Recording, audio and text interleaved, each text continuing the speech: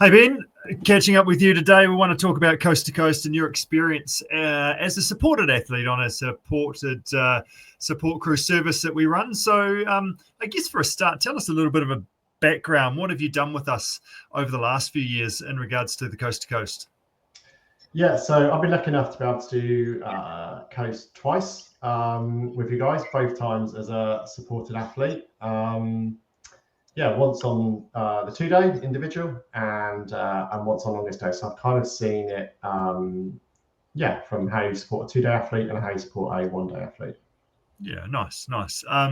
And as part of that event, and you others that you know as well, why, like you, because you come back to us the second time and joined us again, why was that opposed to sort of getting a few of your own crew on board and getting them to come across and help you out?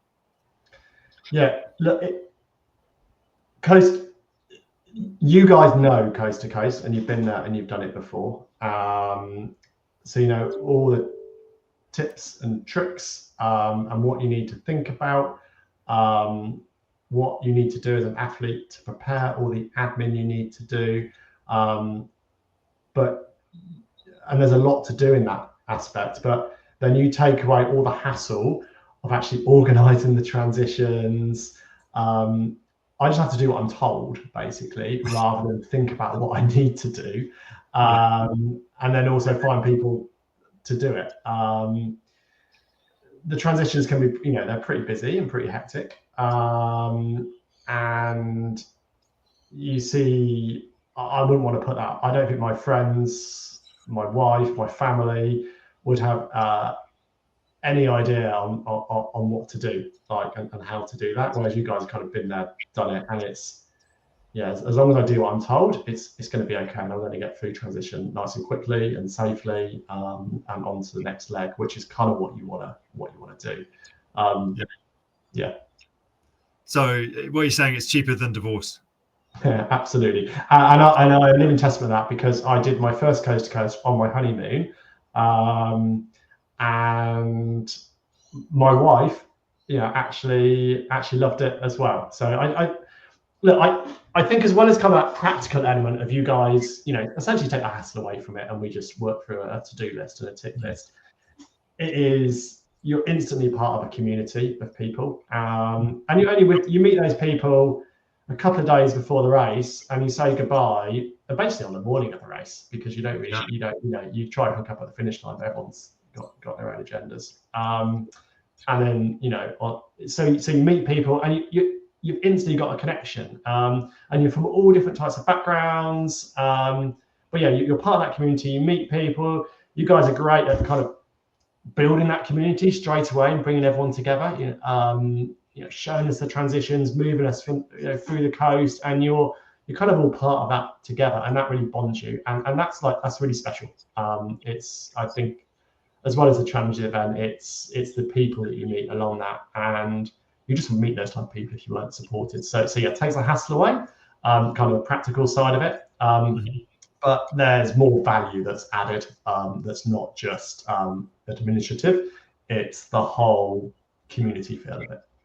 Yeah, nice. That's something that we look to try and really encourage, because there's so many cool people out there doing it. And when you are you're anxious, you're nervous, you're out there, you're out of your comfort zone. That sort of helps pull you together with those other people that you can get off the bus with, and sort of share the nerves and share the sort of start line vibe with, etc., which is pretty fun. And particularly on the 2-day as well, like when you all come off that mountain run and then you have that evening together at Klondike, like it's amazing, because you've all done it in different times, but it doesn't really matter.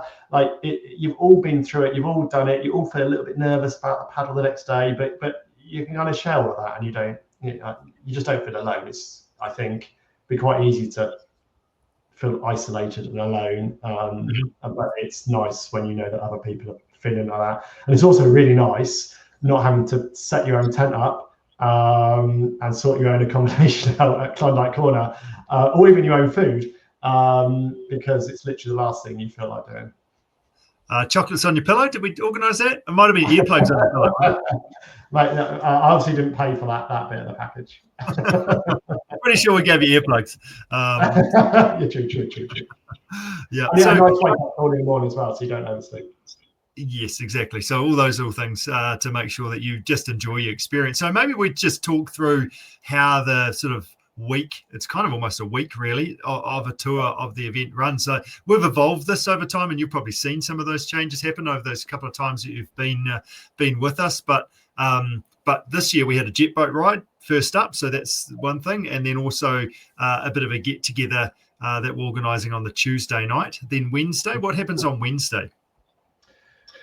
On Wednesday, you do your gear check. So you need a bit of kit for coast, and it can be a bit overwhelming. And probably your biggest source of worry or anxiety is going to be, have I brought everything from the East Coast to the West Coast? So on Wednesday, you guys, meet up at the canoe club. Get your boats all checked, so you know your boats are good, and you've got all your kayak gear. Because if you don't have the right kayak gear, you're not going to start, right? You're not going to start day 2. You're not going to pass scrutineering. So it's nice to almost have that pre-scrutineering.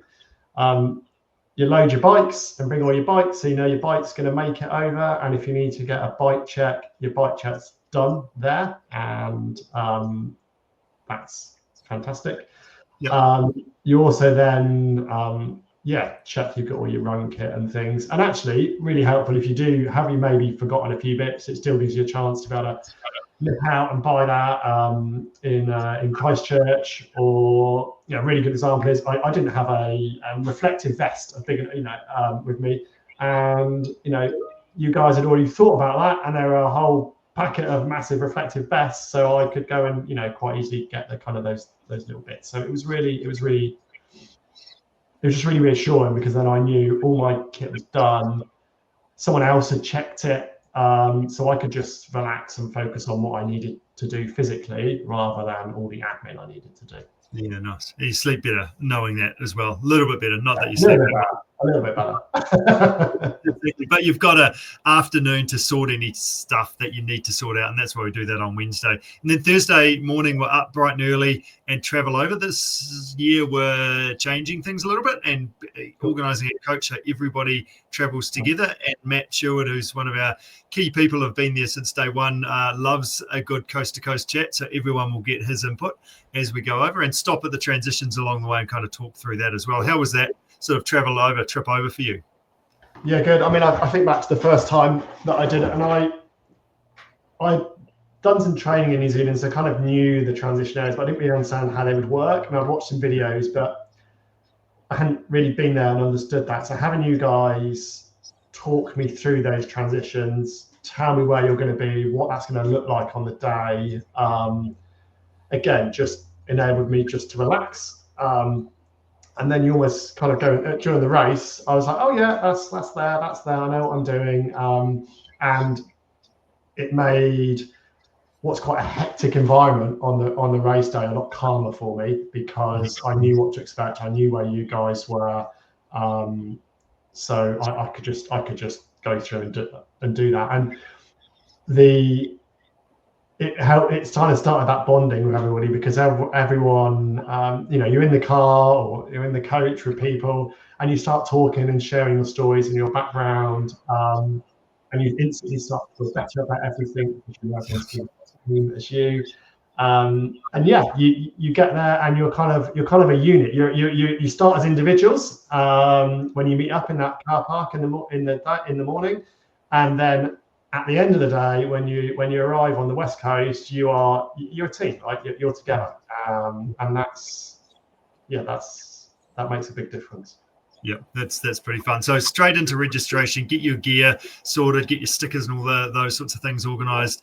Back to the Greymouth Top 10 Holiday Park where we stay, and getting opportunity for 2 days to get their gear sorted and some stickers on and things, and registration, then out for tea that night as well. And that helps, because you don't even think about, your mind's so much on the race. You're almost not thinking about eating, right? And it's nice that someone's just organised your dinner for you, and you pre-ordered that, and you turn up, you get fed, and then you can go home and you can go back to the accommodation and go to bed. Your room's there, kind of ready. You know, you don't have to check in. Your keys there. You know what room you're in. So you can just kind of turn up, and there's a lot to do. Don't get me wrong. Like, it's busy, but I can't imagine how much busier it would be if I was trying to do that on my own, and also then trying to manage your relationship with your wife or your significant other and your friends to kind of reassure them that, you know, because that's the thing, expert, right? Yeah, and you're not. Yeah, I think that's a keep it from a support crew perspective is they just don't want to, like, I just don't want to muck it up for the person you're supporting. So that sort of takes that bit of nervousness out of the way, and like, you're going to be here and it's going to work, and et cetera, et cetera. So I guess we've done this lot, so hopefully decreases the chance of that happening, and we can just all enjoy a fun weekend out. So basically, yeah, and then we have a meeting on that Friday night. So it's Thursday night is one chance that the whole crew are kind of together, and then we sort of spread out after that. Friday morning, bright and early, the 2 days, get out of bed, have an early breakfast, down to the start line, through the first transition, and then obviously camping, as we've already talked about, on Friday night. Longer stay is organising gear. Do you want to just quickly talk about that? Because you've done 2 day and longer stay. What's that Friday morning? I really liked having the extra day for the longest day. Obviously, it meant you got to do the whole thing in one day. But yeah, having that Friday made a big difference. So I would say, because there's less of you, you get a lot closer with those people, and you really, Matt, really, who from Team CP, it really sits you down and talks you through kind of the day, but very much individually, and that kind of real tailored, bespoke, I suppose, package was kind of, you know, extra reassuring. So yeah, you have a kind of your team meeting, I suppose, in the morning, where Matt and the other guys talk you through what's happening for the day, and yeah, everyone learns about each other as individuals. So you become like really close, even though you're not going to see each other at all on that day. You become super close, and you actually get quite a bit of downtime because you've tried to do most of your admin the day before. So you kind of sorted by lunch, and then you just spend the rest of the day. You can spend the rest of the day worrying about the next day in terms of physically, rather than, goodness me, is my wife or my partner going to remember to do this, and this, because you know Team CP's got you. So you can forget about that bit of it. They've reassured you that they've kind of got you. They've been there, they've done that. You don't need to worry. You can just focus on yourself. Yeah, nice. So Friday, basically, all Friday's Friday, longest day, and 2 days different, and then Saturday is where it gets pretty full on from our perspective. So we've basically we don't have one person support one individual. We have our team support everybody. So basically on Saturday for us, we've got people at the first transition with the longest day crew, all the way through to our 2 day crew will be getting out of the boat when people are coming off the mountain run. So as the support crew, we're kind of spread out through the whole course. So our team is up at 3 a.m. and getting boats scrutineered. So that's one less thing to sort of have to get. That's probably the hardest part from a support crew perspective, is that really early. And you don't even see that as an athlete, and you don't have an awareness of that at all. Whereas if you were supporting yourself, you got to ask one of your family members, one of your mates, to get up at 3 o'clock in the morning and take a boat for his scrutineering, and they probably never seen a multi-sport kayak before, or know what a PFD is and all these bits. So you guys kind of take all that away, which is great. Yeah. The other thing that actually it does is that we have a campsite set up and people specifically there for the camp for the 2 day. But if you are supported by your friends and family, will they get up, and what happens to your tent? You've got to think about, what am I going to do at that time of the day if they need to get up and leave? If you don't have 2 vehicles and someone that can stay back with you. So that's another thing. So you can get out of bed at 6 o'clock in the morning, have your breakfast, walk over to the start line, and we can get you underway as we go. And I suppose the responsibility is moving away from the athletes. So I don't feel like, I almost, when I was doing the 2 day, didn't worry. I didn't feel responsible. I just knew that my kayak would be fine and good and be there. Whereas if I was supporting myself, I'd probably wake up at 2 o'clock in the morning to check that the person I thought was going to go scrutiny in my kayak was okay. Probably feel a little bit worried that if it would pass scrutiny, and then once we've woken up or text or something to be told that my kayak's okay, hopefully when I get to transition, it's all going to be okay. But I'd probably be worried about that, whereas I just knew I had to worry about getting myself there rather than trying to manage the whole situation. Yeah, you've just got to, if you weren't supported, you've just got to hope, because there's virtually no coverage in the mountains anyway. So you've just got to hope that they've made it line up with that. And then, as we talked about, like our whole support crew support each individual. So when you're coming into transition, we're spotting you, you're spotting us, and then there'll be sort of 2, 3, 4 people helping you into the boat and down the river. And the same thing as when you get out of the river, there'll be people beside the river helping you up the hill, and then another crew sort of helping you get it organized, get warm, get dry, get fed, get on your bike and get home again. And then when we get to the finish line, we've got a tent there that come and see us, and we'll sort of have some recovery food and have a bit of a debrief at the finish line as well. Yeah, and another element of it as well is just like, obviously you get yourself from one side of the country to the other, but all the gear that you're dropping on the way needs to get from one side of the country to the other as well. And there's quite a lot of gear that you're throwing off and you're not really thinking about. So yeah, I think that's a lot of admin for your support crew. I think the support crew kind of, deserve a medal as well at the end, because they've got themselves and all your kit and enabled you to get from one side to the other. So yeah, it's like a moving circus from one side of the country to the other. It's logistics. We've got our lead support crew. The guys have been there for a number of years, and then we basically use volunteers to come and help out, and they love it. They love being part of that adventure and part of your success to be able to get to the finish line as well and collect that gear. And a lot of that gear needs to be used again, so we can't just sort of throw it in the back of the truck and dump it out the finish line. We've got to repackage it back into your bag so then it can be organized again, so that middle bike ride, and then you've got to have your bike ready to go. So we'll check over your bike and make sure it's good before we go again. So and stuff goes wrong, right? I heard a story where someone's, I don't know, their cable snapped or their battery had run out or something, and you guys were able to sort that, and that's great.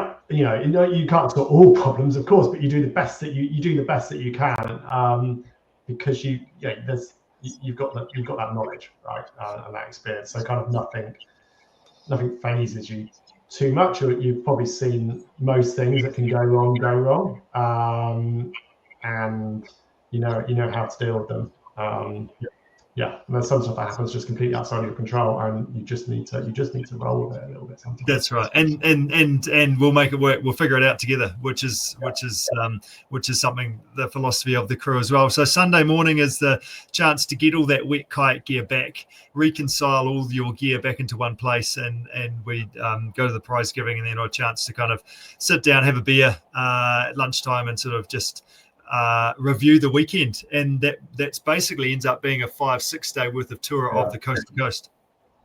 Yeah, and I think if you are coming over the coast, like get there the weekend before, right? Don't try to turn up on the Tuesday or even the Monday. Like, I would highly recommend, if you can, book a week out, like book the week, get there. Make sure you've got all the stuff, because it just makes the rest of that week so much easier. You don't want to go to gear check on Wednesday and have to run off to MacPack or Kathmandu and have to buy loads of stuff. Like, get there early, get organised, and then you're not just going to enjoy the day more, but you're going to enjoy that whole week more, and it makes such a difference. Mm-hmm. Yep. Perfect. Well done, Ben. Hey, thank you so much for joining us. We've seen you a couple of times, and there's a chance we might see you again in the future. Absolutely, yeah. I don't know how I would do coast without TeamCP. And what you're saying, there's another coast to coast in you. Oh, plenty more in me. Yeah, that's awesome. Well done, Ben. Well, you take care, look after yourself, and thanks for sharing, and we'll catch up with you soon. All right, cheers, Rich. Cheers. Bye.